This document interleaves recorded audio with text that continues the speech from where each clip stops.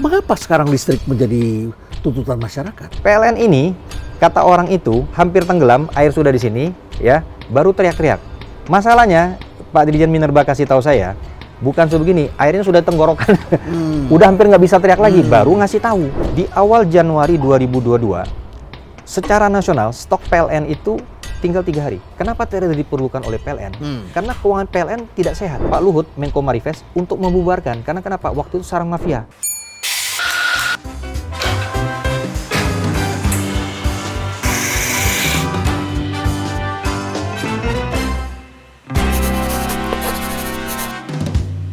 Selamat datang di Cafe Brizi, Pak Bambang Patijaya. Terima kasih, Prof.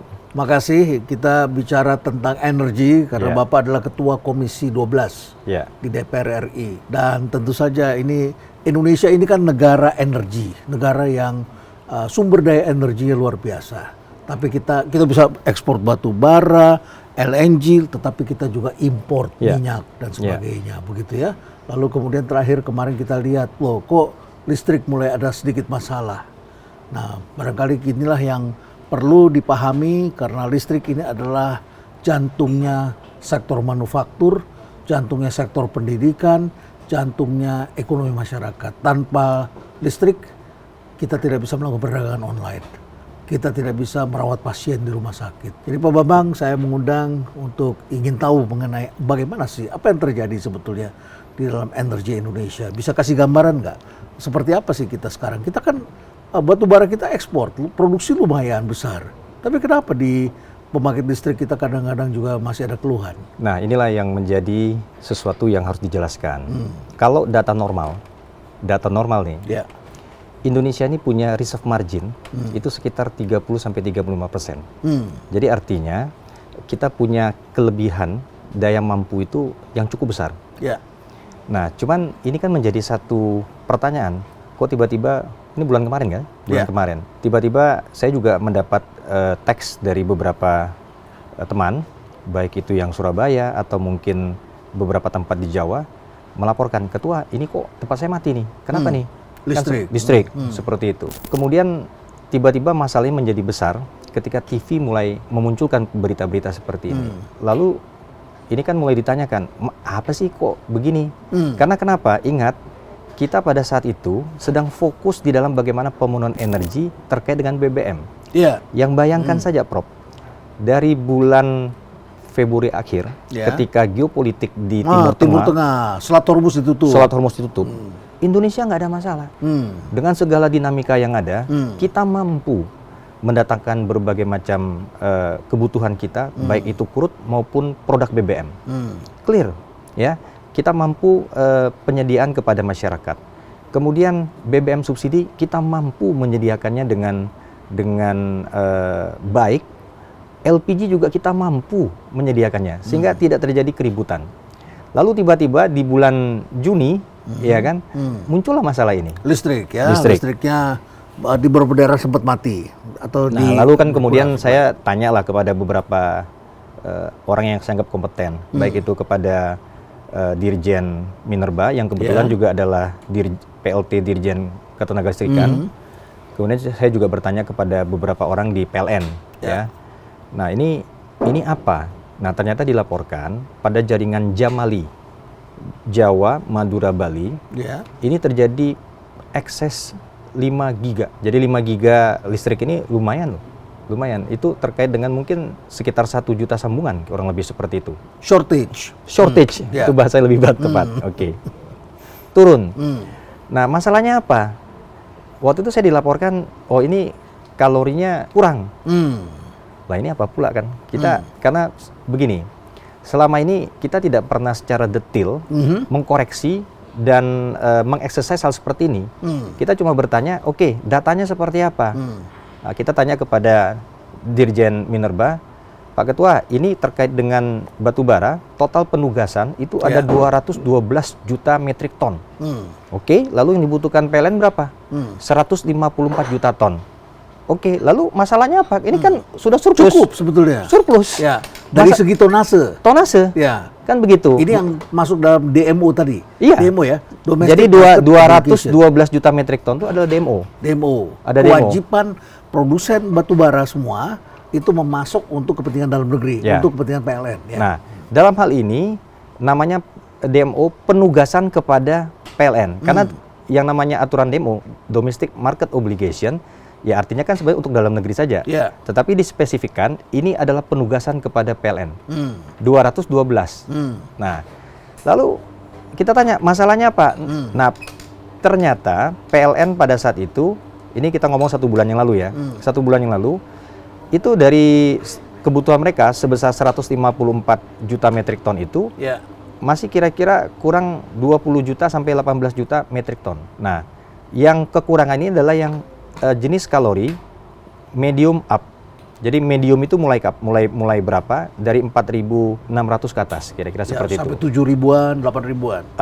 Sampai 6.300. 6.300. Karena terus terang Prof, sekarang ini di Indonesia batu bara yang cooking coal itu udah sangat kalori, udah jarang ya. Udah jarang sekali. Udah jarang sekali. Prime coal. Iya. Ya. Nah, itu sudah jarang.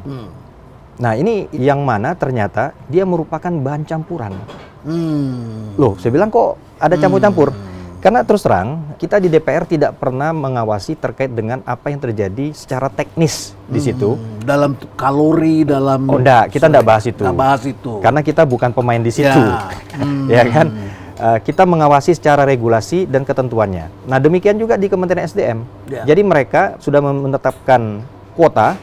Nah, selebihnya berarti itu urusan daripada PLN melakukan proses B2B dengan para pemegang IUP yang sudah diberikan penugasan. Nah, saya tanya mekanisme yang berjalan selama ini seperti apa?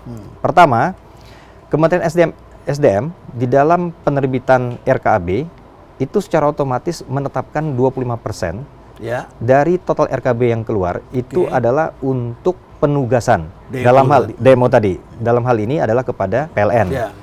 Nah, setelah itu dari daftar yang ada, PLN lalu membuat suatu proses namanya proses konfirmasi. Dalam konfirmasi tersebut, PLN akan melakukan cross check, konfirmasi tentang kesesuaian kalori, tentang jumlah yang mereka bisa supply.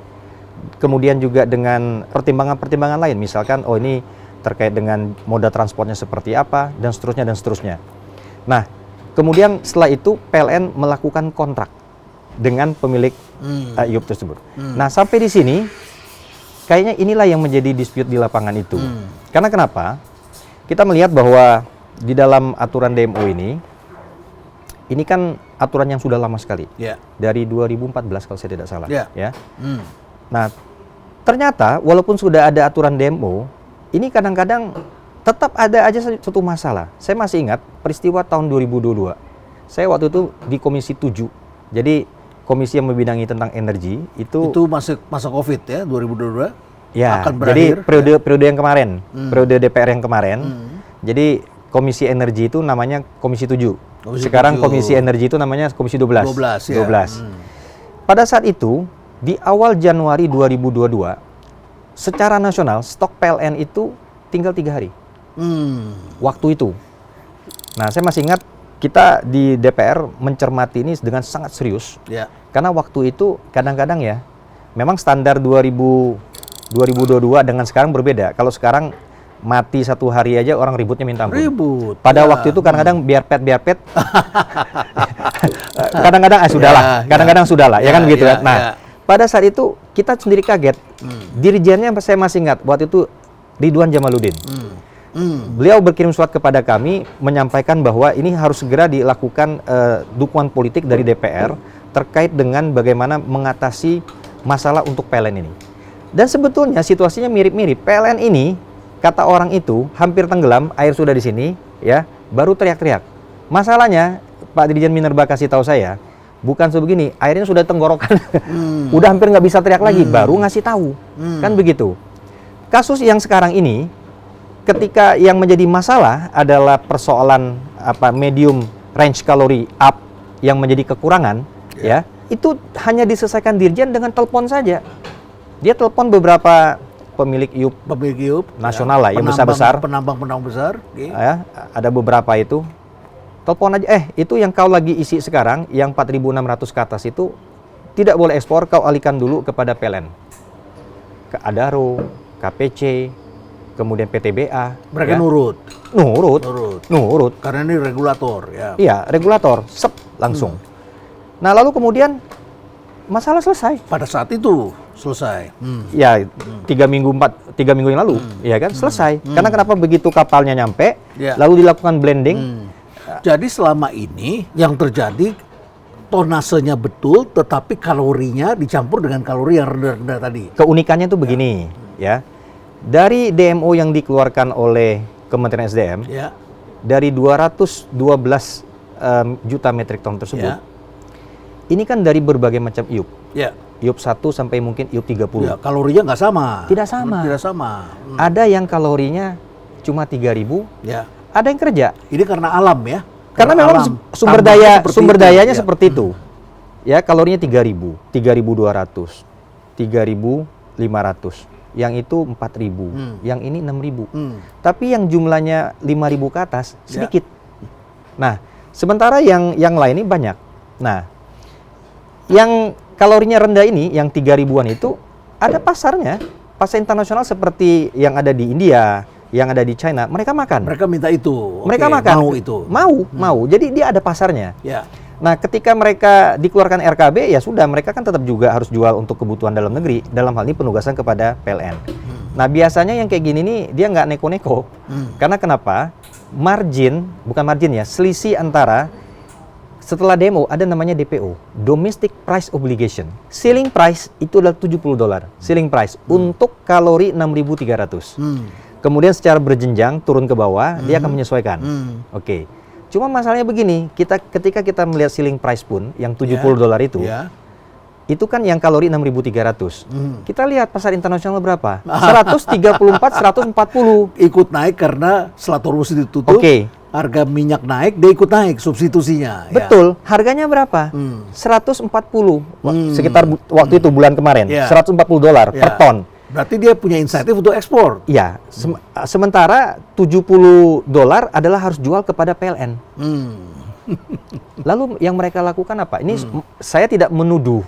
Saya mengatakan bisa saja modusnya seperti ini. Ya, saya tidak menuduh. Modusnya apa? Betul dengan PLN melakukan proses konfirmasi. Betul mereka berinteraksi. Tetapi ini buying time. Nggak sign kontrak juga. Mereka kan jual terus. Tiba-tiba RKB-nya udah habis, gitu loh. Nah, nanti mekanisme ini di ujung tahun mereka bayar denda. Oh, Anda tidak berhasil mencari DMO, denda. Oke, dihitung karena kan ada proses rekonsiliasi oleh Kementerian SDM. Ini yang tidak memenuhi DMO siapa saja? Yang ada gap-nya ini ya? Ada gap-nya antara yang dia supply dan tidak dia supply. Betul. Dari 25% itu beberapa perusahaan ada mungkin baru cuma berhasil misalkan 12% atau 10% atau 20%. 5%-nya kan belum yang 20% itu. Denda. Dia bayar denda. Dan ini merupakan satu pemasukan negara yang besar. Tahun 2025, PNBP dari denda itu 1,2 triliun. Not bad. Bayar denda.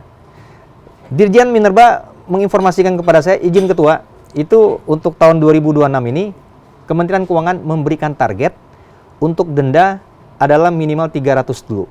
Mudah-mudahan bisa lebih, 300 miliar. Saya bilang ini gimana sih? Denda DMO kok ditargetin? Gitu loh. Kementerian Keuangan ini. Berarti boleh. Berarti sudah diberi ruang untuk tidak menjalankan kewajiban begitu ya. Asal bayar denda begitu ya. Karena dari pendapatan negara. Tapi saya berusaha berpikir positif. Kenapa? Karena saya berpikir mungkin dari shortage. Positive thinking seperti itu dong. Iya kan? Oh, mungkin karena perhitungan shortage kebutuhan 154 juta ton, ya kan? Tetapi yang sudah ditugaskan 212. Berarti kan ada kelebihan. Mungkin ini yang harus bayar denda. Mungkin seperti itu. Tetapi ingat, ya, proses merealisasikan penugasan-penugasan itu menjadi kontrak, itu adalah murni dilakukan secara B2B antara PLN dengan IUP-IUP itu. Nah, sampai di sini ini satu masalah.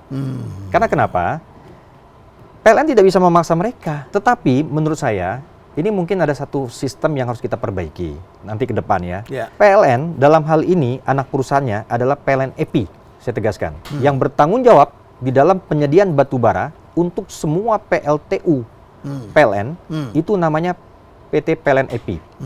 yang mana sebetulnya adalah reinkarnasi dari PT PLN Batubara yang tahun 2022 sudah kita bubarkan. Saya masih ingat tahun 2022 itu, saya termasuk orang yang pertama bicara di media, menyarankan kepada Dirjen Minerba dan juga Pak Luhut, Menko Marifest, untuk membubarkan. Karena kenapa? Waktu itu sarang mafia. Pada saat itu. Seperti dulu Pertamina melihat Petral barangkali ya. Jadi di situ yang dia pikirkan itu adalah malah proses bisnisnya. Bukan kepada konteks bagaimana dia menyediakan batubara untuk PLTU PLN pada saat itu. Itu PLN Batubara. Ya. Nah, mudah-mudahan PLN EP tidak seperti itu. Kan seperti itu, ya kan? Nah, jadi saya pikir permasalahannya di situ. PLN EP kayaknya kalah cepat di dalam bagaimana mengantisipasi ini. Seperti itu. Bagaimana dengan pembangkit-pembangkit yang bukan milik PLN? Kan juga ada pembangkit-pembangkit swasta yang menjual listrik kepada PLN. Ya. Apakah mereka juga bisa mendapatkan DMO itu? Bisa. Iya, kan ada contoh, bisa ke sana. Contoh, pembangkit Jawa 910. Itu punya grupnya Pak Prayogo. Dalam suplai batu baranya dibantu oleh PLN. Bisa, nggak ada masalah. Tetapi ada beberapa IPP yang mandiri yang menjual listriknya kepada PLN, itu didirikan di mulut tambang. Kenapa diberikan izin dulu? Karena berdiri di mulut tambang. Itu dianggap bagian daripada hilirisasi pada itu. Hilirisasi dari pertambangan batu bara. Ada pembangkit di situ. Pembangkit-pembangkit ini didirikan tentu dengan memperhatikan apa yang menjadi kapasitas dan cadangan tambang batu bara pada tempat itu, kesesuaiannya. Nah, pada jenis-jenis IPP seperti ini, seharusnya tidak akan terjadi yang namanya shortage dan perbedaan kualitas. Perbedaan kalori tadi. Kalori. Terkait dengan persoalan kalori ini, ya inilah yang kadang-kadang menjadi permasalahan. Ya, karena beberapa pembangkit itu memang rata-rata yang ada di PLN ini antara 4.200 sampai 4.800 kalori yang dibutuhkan. Nah, yang jadi masalah itu kan kadang-kadang apa betul yang nyampenya itu adalah 4.200. Apa betul ketika blending 4.200. Ketika yang kalorinya tinggi yang 4.800 ya seperti Jawa 9 dan 10, apa betul seperti itu? Ya kalau dia lebih nggak apa-apa. Nah, seperti itu. Ini saja yang menjadi satu exercise. Ya, jadi bukan semata-mata tonase tetapi juga kualitas atau kalorinya tadi. Nah, lalu di dalam proses itu maka kita melihat tata kelolanya seperti apa. Ada proses konfirmasi, ada kontrak. Lalu kemudian bagaimana biar barangnya sampai ke PLTU? Kadang-kadang di tengah-tengahnya ada trader. Karena ingat barang ini kan harus bergeser. Ada trader, lalu kemudian di tengah-tengahnya lagi untuk pemastian kualitas dalam tata kelolanya ada yang namanya surveyor. Kan seperti itu. Lalu kemudian ada proses penerimaan. Lalu kemudian baru proses penggunaan. Seperti itulah kira-kira. Masalah tata kelola, masalah dalam perdagangan bisa terjadi. Seperti itu. Sehingga ini harus saya jelaskan sejelas-jelasnya. Karena saya merasa gerah juga. Ada pihak-pihak tertentu berusaha membelokkan persoalan menjadi persoalannya kepada hulu di Kementerian SDM. Ini harus dikanalkan dalam mata rantai itu. Dalam mata rantai. Jadi bisa di sini sudah diatur, tapi di sini bermasalah. Karena ingat, Kementerian SDM tidak mengatur proses bisnis. Kementerian SDM mengatur kuota. Lantas bagaimana kita menjamin kepastian itu supaya pembangkit-pembangkit ini bisa mendapatkan yang kalorinya yang sesuai? Maka melalui proses penegakan hukum yang sekarang ini menjadi celah ini semua. Kriminal bisa terjadi di situ. Bisa terjadi. Ini membuka itu semua sehingga dari sini kita bisa punya suatu trigger untuk perbaiki ini semua. Kalau enggak ini berulang-berulang. 2022 sudah terulang, sudah terjadi. 2026 terulang. Siapa yang bisa akan mengatakan bahwa di masa yang datang tidak akan terulang lagi? Jadi kalau sekarang Polri menyebutkan bahwa salah satu persoalan yang diduga terjadi itu adalah pada supply batu bara kepada pembangkit atau kepada PLN, itu bisa terjadi hal seperti ini. Prosesnya bisa terjadi begitu. Sangat bisa. Itu kan namanya kira-kira modus operandi. Bisa terjadi seperti itu. Contoh, misalkan ingat kalau pada IUP itu sudah pasti ada cadangan sumber daya, ya kan, yang memang sudah diketahui kalau tambang ini kalorinya berapa. Nah, di dalam teori mereka, dia bisa naik, bisa turun tuh sampai 200 kalori. Maksimum kadang-kadang 400. Ada beberapa hal yang mempengaruhi harga dari sebuah batu bara. Pertama kalorinya, kedua kadar sulfur, kadar debu as, kemudian kadar air. Kadar air ini kalau tinggi dia akan membuat kalori menjadi turun. Tapi kalau kadar airnya ditekan turun, maka kalori bisa naik. Seperti itu. Nah, ini yang kadang-kadang kalau dari pemilik IUP, ini barang ini udah bisa ketakar. Tetapi ingat, ternyata PLN EP di dalam bagian proses pengadaan ini mereka juga menggandeng yang namanya trader. Mostly semua pemilik IUP ini sukanya jualnya ke trader. Karena kenapa?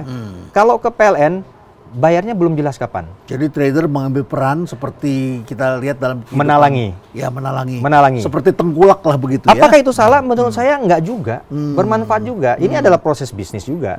Lalu, selama tidak ada palsu-palsu. Yang mau diwajibkan mensupply DMO siapa?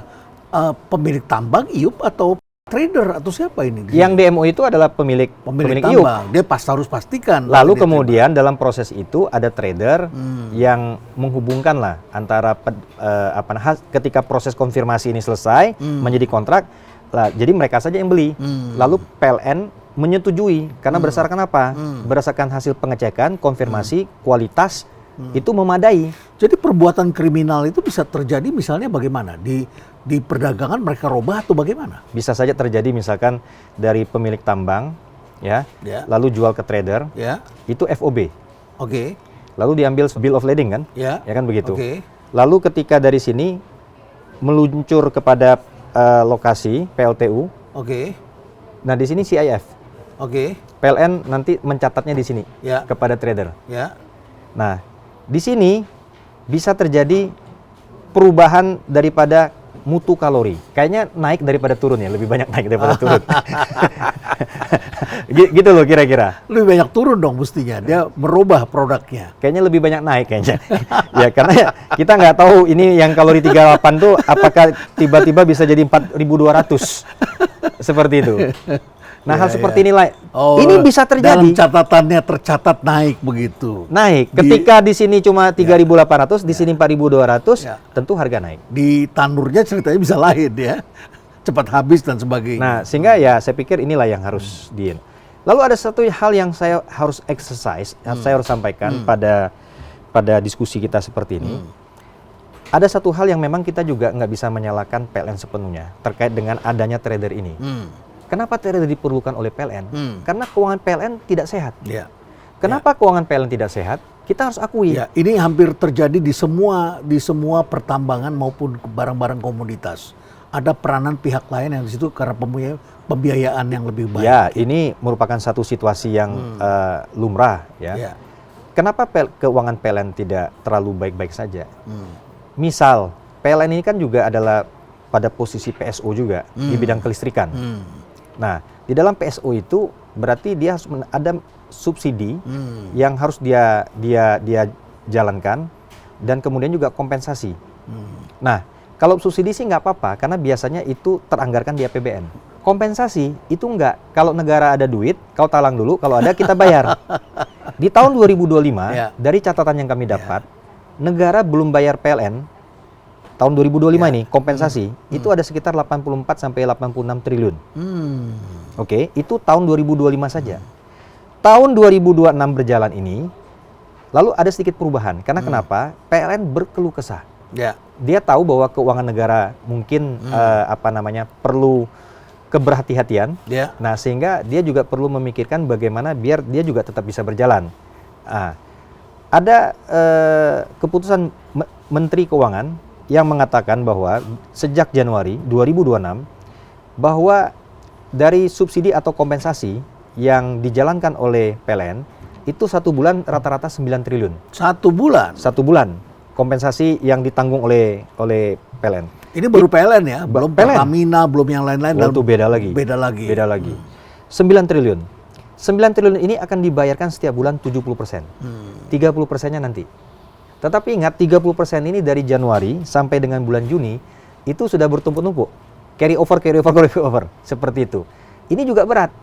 Nah, sehingga waktu kami tanya PLN terakhir ketika 2 minggu yang lalu, kami panggil di DPR. Jadi kurang lebih tahun berjalan itu sudah dari 2025 sampai sekarang itu sudah 104 sampai 106 triliun. Ya, jadi mereka punya masalah di likuiditas di sana.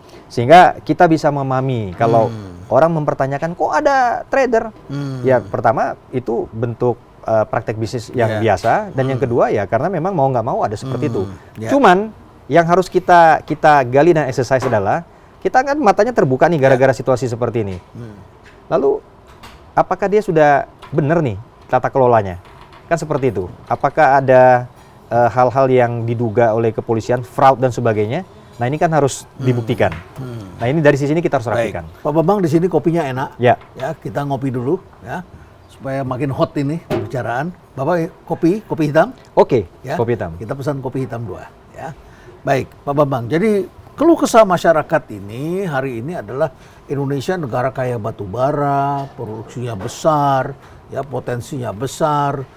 Tapi listriknya kok seperti ini. PLN juga kita bayar listriknya juga tidak murah-murah amat, walaupun ada subsidi begitu ya.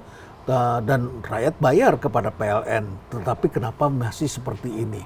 Kalau katakanlah tadi masalah kompensasi dan sebagainya, itu adanya di komisi yang menyangkut keuangan. Ya, kalau terkait kompensasi keuangan negara di kami ada, tetapi terkait karena keuangan negara itu di Komisi 11. Gimana kita mengatasinya? Ini kan efeknya ke depan sebetulnya. Sekarang katakanlah seperti ini, kami mendengar bahwa katakanlah DMO itu sudah diberikan, sampai bulan ke-6 saja pertengahan tahun, itu sudah terserap 60% katanya. Tapi kalau sudah terserap, berarti kan nanti efeknya mundur ke belakang. Bisa terjadi bulan November, kita akan mengalami persoalan serupa. Apakah bisa kita jamin lebih baik sekarang? Pertama, saya sudah bertanya kepada Dirjen Minerba dan juga kepada pihak PLN langsung. Dalam hal ini saya berkomunikasi langsung kepada Dirut PLN, Pak Darmo. Pak Darmo. Ini dari bulan berjalan sampai 31 Desember, ini kebutuhannya gimana? Oke Pak, untuk yang low range kalori kita udah cukup nih. Ya, ini akan di blending dengan middle up. Jadi butuhnya berapa? Bulan Juni disampaikan kurang 1,8. Oke, cukup. Kemudian untuk bulan mulai dari Juli seterusnya, itu perlunya berapa? Perlunya kurang lebih antara 2,8 sampai dengan 3 juta. Nah, dapat nggak? Bisa. Jadi saya sudah bertanya kepada Dirjen Minerba. Dalam proses ini memang kurangnya sampai akhir tahun itu antara 18 sampai 20 juta metrik ton yang medium up seperti itu. Nah, jadi saya berpikir begini loh. Artinya sudah dipecahkan masalah ini. Secara angka-angka sudah. Secara angka-angka sudah. Artinya totalnya pun juga tidak akan ada shortage lagi ke depan. Harusnya seperti itu. Kan angka sudah ada, kita lihat. Tapi kalau sudah terpakai 60% kan bisa terjadi ke depan semakin sedikit sisa ruang DMO ini. Mungkin bukan terpakai, tetapi sudah menjadi inventory mungkin sebagian. Nah, dari inventory yang ada kan ada HOP, hari operasi stok itu. Nah, kekurangan itu tinggal dicampurkan seperti itu. Berapa lama yang normal inventory yang sebaiknya ada di PLTU? Oke, saya mungkin tidak terlalu teknis tetapi kalau normalnya yang saya pernah dengar itu ya kurang lebih sekitar 20-an hari. 20-an hari. 20-an hari is oke. Tapi ingat, 14 hari pun nggak ada masalah. Nggak ada masalah. Tapi kalau 3 hari masalah kan? Itu mendekati masalah. Mendekati masalah. Mendekati masalah. Seperti itu. Karena kalau nggak datang, kalau air di sungai Mahakam surut. Dan karena kalau terlalu tinggi juga HOP-nya tidak bagus untuk keuangan daripada PLN juga seperti itu. Inventory cost itu. Iya, karena kan barang ini kan terus-menerus datang, berputar kan. Gitu. Nah, jadi kira-kira seperti itu, Prof. Ya, baik ya. Mengapa sekarang listrik menjadi tuntutan masyarakat? Tadi Anda menyebutkan dulu biar nggak ada masalah. Kenapa sekarang masyarakat lebih demanding? Standar kita sudah berbeda. Standar kita sudah berbeda. Hari ini listrik itu merupakan bagian daripada peradaban manusia. Manusia yang berteknologi tinggi, manusia yang maju, manusia yang modern tidak akan jauh-jauh dari listrik. Data center perlu banyak listrik. Kegiatan bisnis online pakai listrik, semua dengan betul. Listrik. Ya. Hal yang kira-kira saat ini yang sangat terdepan adalah di ruang digital. Ruang digital nggak ada listrik nggak ada guna. Seperti itu. Jadi listrik itu perdagangan online habis. Nggak bisa. Jadi ingat, semuanya hari ini yang terkait dengan energi sebetulnya endingnya itu di listrik. Oke, sekarang BBM bisa untuk transportasi, tapi ingat BBM juga bisa untuk listrik. Seperti itu. Sampai berapa tahun kita masih punya kemampuan mensuplai batu bara? Terkait dengan sampai berapa tahun itu, maka pemerintah melakukan rasionalisasi. bahwa dilihat dari total RKB yang sudah keluar, kemudian dengan realisasi, itu kan kayaknya timpang. Lalu pemerintah juga melihat tentang kesinambungan, ya, dari stok yang ada, berapa tahun kita. Nah, mungkin ini barang, kalau saya tidak salah, ini akan habis dalam 25 tahun. Kalau kita hanya begitu saja. Saya mendengar dari beberapa teman di Eropa, Belgia itu mempunyai batu bara. Saya lihat negara seperti ini ada batu bara, negara indah. Oh iya, tapi mereka preserve, jadikan cadangan nasional. Mereka tidak pakai begitu. Saya tanya buat apa? Buat disimpan. Cina juga punya, tapi mereka import. Mereka utamakan import. Oh, rupanya karena mereka simpan buat masa depan. Jadi terkait dengan itu, sebetulnya begini, dunia ini punya judul besar sebetulnya, namanya transisi energi. Kenapa transisi energi? Karena sejak Paris Agreement 2014, kita sudah pencapaian yang namanya net zero emission. Nah, sebetulnya penetapan menuju yang namanya net zero emission batu bara akan ditinggalkan. Batu bara ini dianggap sebagai sumber yang fosil, ya, dan jejak karbonnya terlalu besar, seperti itu. Nah, jadi dulu ketika kita menetapkan bahwa kita akan menuju kepada net zero emission, beberapa negara besar seperti Amerika pun mengatakan, oke, kami akan kasih insentif jika Anda shutdown, ya kan gitu, phase out. Nah, kita melakukan phase down, karena bagaimanapun juga, ternyata setelah kita pelajari, ini kan kita harus belajar terus nih, Prof, seperti itu. Ternyata yang namanya net zero emission itu bukan berarti kita tidak lagi memproduksi emisi, tetapi apa yang kita produksi dengan apa yang diserap itu balance, seperti itu. Nah, bagaimana dengan Indonesia? Menurut apa yang ada di dalam PPKN, Kebijakan Energi Nasional nomor 40 tahun 2025, ditetapkan bahwa dalam bauran energi power plant kita, ya, itu sudah 59 atau 61% itu energi baru terbarukan, yang mana ini sudah merupakan clean energy di tahun 2060. Nah, 2060. Nah, di dalam bayangan kita menuju sampai 2060 itu, apakah masih ada yang namanya PLTU? Tetap masih ada. Karena kenapa? Satu hal yang menjadi keunggulan daripada jenis seperti PLTU ataupun pembangkit listrik dengan basis fosil, karena mereka memiliki yang namanya base load. Nah, base load ini yang dimiliki oleh PLTU, tetapi tidak dimiliki oleh beberapa sumber energi baru terbarukan. Base load itu artinya begini, ketika dia produksi, kalau dia bilang dia 50 mega, 50 mega, dan 24 jam. Lalu kemudian, kalau energi baru terbarukan, surya, angin, air, siang hari, intermittent. Harus di-save. Nah, di dalam PLTS, ya, ini kan kita merasa kita punya suatu sumber daya yang besar sekali. Tetapi ingat, sinar matahari yang diserap oleh panel-panel itu akan menjadi energi ketika matahari bersinar terang dari pagi sampai sore tenggelam, hanya 4 jam. Hanya 4 jam diserap menjadi energi.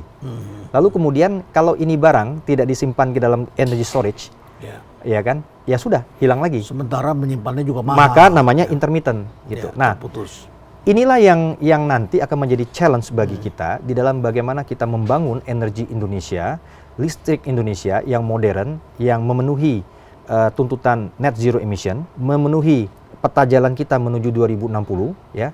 Ini kita mampu membangun sistem kelistrikan kita yang tetap terpercaya, tangguh, dengan segala risiko yang ada. Seperti itu. Nah, ini yang memang challenge gitu, karena ke depan itu akan bisa dijawab dengan beberapa hal. Pertama, membangun sambil kita minum, membangun ketenaga listrikan pembangkit yang memiliki jenis baseload, antara lain nuklir, antara lain berasal dari geothermal, ya kan. Kemudian membangun yang namanya BESS, Battery Energy Storage System. Nah, ini dengan demikian kita menuju ke sana, ya. Ke sana, seperti itu. Nah, itu sudah tercantum di dalam peta jalan pembangunan kita, namanya RUPTL. Di lain pihak, ada yang mengatakan bahwa persoalan juga adalah keandalan dari PLTU yang ada. Apalagi kita mendengar PLN beberapa kali mengatakan, oh kita cukup listrik, bahkan oversupply. Masuk akal memang, karena kalau kita lihat sekarang kan penggunaan alat-alat atau teknologi yang hemat energi cukup banyak kan hari ini, ya. Teman-teman ekonom juga menunjukkan bahwa hari ini kita juga mengalami penggunaan listrik katanya turun. Ada yang mengatakan demikian. Tapi kan keandalan ternyata juga turut berpengaruh. Ya, sehingga kemudian bisa saja yang swasta bagus atau yang masih muda bagus, tapi yang lama-lama keandalannya kan turun. Bagaimana dengan ekspansi seperti itu dibutuhkan? Ini kan perlu ada permajaan, perlu ada pembaruan. Betul. Jadi di dalam pembangunan ketenaga listrikan kita itu tertuang namanya RUPTL. RUPTL. Sampai 2034 kita itu akan membangun 69,5 giga. 69,5 giga itu terdiri dari berbagai macam. Ada energi baru terbarukan, tetapi juga ada energi fosil yang antara lain tetap seperti misalkan PLTU dan PLTG, gas. Gas ini fosil tapi relatif bersih. Nah, jadi di dalam pembangunan ini sudah memperhitungkan growth pasar. Jadi based on demand, sudah mempertimbangkan itu. Jadi kenapa akan bangun ini di sini, kenapa akan bangun ini di sini, kenapa bangun pakai teknologi ini? Karena di situ ada demand biasanya, ada demand. Nah, sehingga kemudian dalam situasi yang ada yang dinamakan dengan daya mampu, dan kemudian ada dengan daya puncak. Biasanya ada selisih, itu namanya reserve margin. Reserve margin. Nah, yang jadi masalah itu adalah reserve margin ini bisa habis kalau growth melampaui ekspektasi, melampaui forecast, dan yang kedua terjadi kerusakan atau terjadi hambatan. Nah, kita kemarin tuh celakanya yang ini, kedua-duanya naik karena kenapa? Pasca COVID pasca COVID growth itu ada, kemudian ada kerusakan yang sekarang ini. Karena kemarin saya cek ketika peristiwa Jamali, itu ada 2 pembangkit yang rusak. Yang total yang hilang itu 2,6 giga. Oh, lumayan itu. Gede. Ini rusak. Rusaknya kenapa? Kok bersamaan? Bener. Kan gitu. Kita kadang-kadang kesel juga, ini gimana sih manajemennya kan gitu kan, rusak kok bareng-bareng. Yang penting jangan maintenance, jangan kau tahu ini lagi drop, kau perbaiki. Kau bongkar itu barang. Katanya sudah saatnya. Udahlah ulur-ulur dikit lah, 1 minggu, 2 minggu, 1 bulan, 2 bulan, kayak kira-kira seperti itu. Gitu. Jangan bersamaan. Apa penyebabnya sampai 2 itu? Kabarnya turbinnya ada rusak. Tapi kami cuma dikasih tahu hanya sebatas itu. Ada yang rusak sehingga harus di maintenance. Tetapi per hari ini kabarnya kedua-duanya sudah oke. Seperti itu. Jadi kita mulai dapat gambaran yang lebih jelas. Senang kalau kita mendengar gambaran bahwa masalah listrik ini sudah diawasi dengan baik. Ya, paling tidak kita sudah memecahkan, jangan sampai nanti timbul persoalan baru lagi. Betul. Karena listrik ini sudah menyangkut kebutuhan sehari-hari masyarakat, industri, dan menyangkut masalah pertumbuhan ekonomi. Betul. Kalau ini tidak dijaga, tentu ini akan menjadi persoalan investasi. Ya, ini sudah kita rasakan dari tengah-tengah ekonomi yang sekarang ini menjadi pertanyaan bagi banyak orang. Tetapi sekarang masyarakat membutuhkan listrik agar bisa berjalan dengan kemandirian ekonomi. Jadi percakapan kita kali ini adalah memberikan gambaran apa yang terjadi. Mudah-mudahan apa yang disampaikan ini bisa direalisasikan dan kita tidak lagi mengalami seperti kemarin.